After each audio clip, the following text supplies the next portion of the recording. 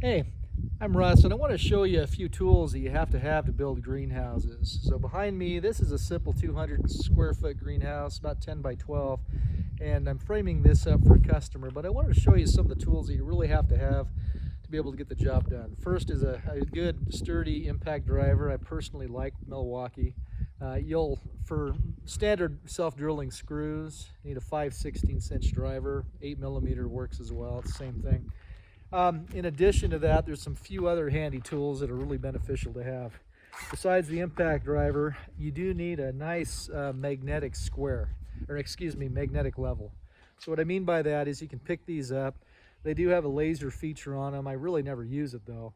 But you need something that can actually mount easily right on your side like that. And those are fairly inexpensive and invaluable for a task like this. The other important tool you need is a hammer. You're always going to have situations where you need to pound something in. So definitely have a couple hammers. Need something with a good claw in the back, be able to pull things into place. The other thing that you don't often think about is how do you hold something while you're fastening it.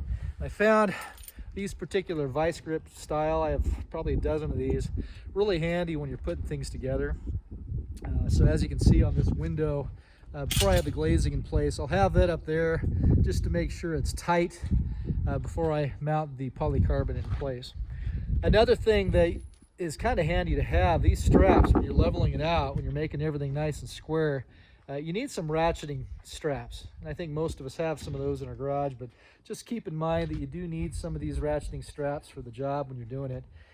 The other tool that's really handy is having a cutoff saw, a composite wheeled cutoff saw. You're going to have that to be able to build a greenhouse, to be able to cut your steel and get everything to size. Honestly, that's about it. That's all I typically use to get the job done. So anyway, have a good day. Thanks for watching. See ya.